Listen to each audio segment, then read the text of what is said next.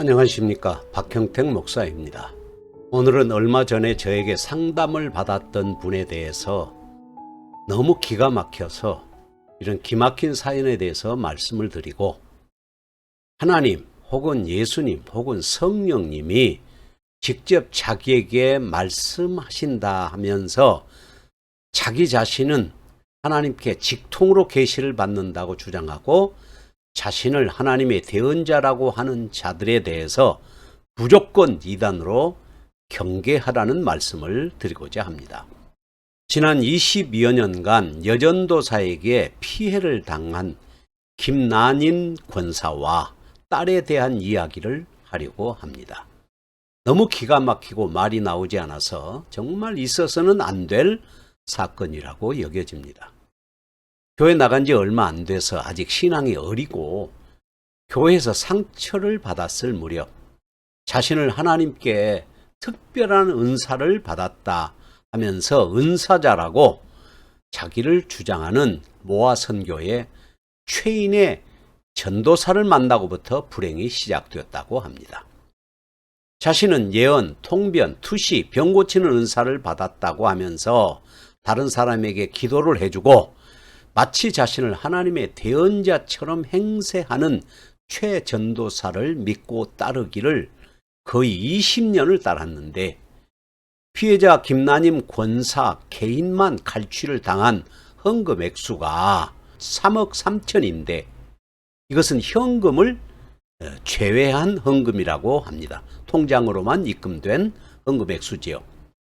다른 피해자들까지 액수를 합하면 거의 10억 정도라고 합니다. 자신을 하나님의 대언자로 믿게 만들고 자기를 따르는 성도들을 미혹을 해서 이용을 하는데, 요즘 용어로 말하면 친밀과 신뢰 관계를 이용하여 심리적 지배를 하는 이 그루밍이라는 그런 방법과, 또 사람을 혼란하게 해서 심리적으로 조작을 해가지고 지배를 하는 가스라이팅이라는 방식으로 철저하게 성도들을 미혹해서 헌금이라는 명목으로 돈을 갈취하였는데, 한국 기독교 이단 상담 연구소에서 상담을 받기 전까지는 전혀 자신이 이용당하고 있다는 사실을 몰랐다고 합니다. 인식을 하지 못했고요. 헌금을 하지 않으면 두려워서 살 수가 없었다고 합니다. 현재 피해자는 변호사를 통해서 가해자를 고소하였고, 가해자는 지금 죄질이 너무 악하고 헌금 액수가, 사기를 친 액수가 너무 커서 지금 구속 상태로 재판을 받는 중이라고 합니다. 구속 상태에서도 다양한 방법으로 피해자를 협박하고 회유하고, 심지어 1억 2천에 합의를 하자고 하여 제3자를 통하여 회유를 하였다고 합니다. 그러나 피해자와 또 같은 피해자이면서도 피해자의 딸인 그 아영 씨는 가족과 의논을 하였는데, 아들은 의사입니다. 피해 금액을 일부 돌려받는 것을 원하는 것이 아니라 가해자가 합당한 처벌을 받는 것과 또 다른 피해자가 발생하지 않도록 가해자의 이단적인 행위를 알리는 것이 더 중요하다고 결론을 내려서 합의를 거부하였다고 합니다. 하루 이틀도 아니고 거의 20년 가까이 믿고 의지했던 여전도사에게 철저히 이용당했고 갈취를 당했다는 것을 깨달았을 때 감당하기가 얼마나 어려웠겠습니까? 그래도 남편과 아들이 옆에서 위로하고 이미 일어난 일인데 어떻게 하겠느냐 라면서 위로하는 바람에 그리고 이겨낼 수 있었다고 합니다. 상황을 잘 모르는 분들은 어떻게 20년을 그렇게 당할 수가 있느냐고 하겠지만, 이단에 빠지면 피해를 당하면서도 그것을 깨닫지 못하고 항상 자기에게서 문제를 찾고 발견하도록 훈련이 되어 있기 때문에 어쩔 수 없이 당하는 것입니다. 이것을 가스라이팅이라고 하죠. 이단 상담 연구소에서 3일 동안 상담을 받고 난 이 모녀는 이제는 분별력이 생겨서 흔들리지 않고 바른 신앙생활을 지금 할 수 있을 뿐만 아니라 다행히 불신자였던 남편도 하나님께 나아오는 기회가 되었다고 간증하였습니다. 오늘 제가 실명을 사용하는 것은 명예를 훼손하기 위한 목적이 아니라 더 이상 피해자가 나오지 않도록 예방하기 위하여 한국 기독교 이단 상담 연구소의 목적대로 공익을 위한 것임을 분명히 해둡니다. 그분이 써온 간증문은 28쪽이나 된 긴 내용이지만 다 소개할 수 없어서 줄이고 고소장이나 검사 공소장 그리고 간증문에 나타난 모아 선교회 최인혜 전도사가 주장했던 위험한 이단적 사상과 행위에 대해서 정리해 보려고 합니다. 첫째는 자신을 하나님의 음성을 직접 듣는 선지자로 자처했고 하나님의 대언자로 믿게 만들어 모두가 두려워하게 했다는 것입니다. 둘째는 가족과 이웃과의 불화를 조정하고 모든 문제가 가족과 이웃에게 악한 영이 들어있고 하나님께 순종하지 않는 결과 때문에 일어난 일이라고 믿게 만들었다는 것입니다. 셋째는 헌금을 하지 않으면 죄와 삶의 문제가 해결되지 않는다고 모든 문제를 헌금과 연계시켰다는 것입니다. 넷째는 집안에 안 좋은 일이 생기면 가계에 저주가 흐르고 있어서 그것을 끊어내기 위하여 헌금을 하도록 만들었다는 것입니다.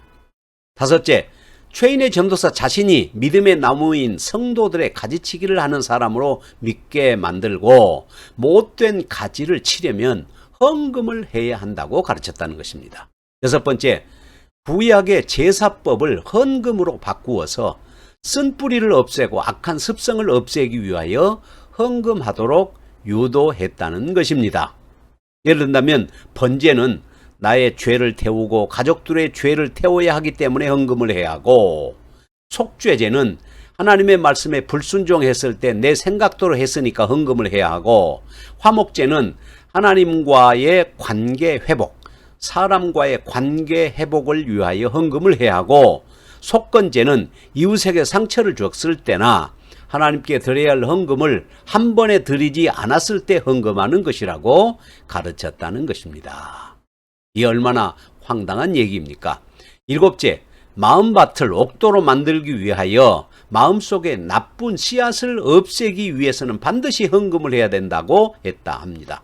여덟 번째, 남편이 승진하고 아들이 성공하고 우환을 없애려면 헌금을 해야 된다고 가르쳤다는 것입니다.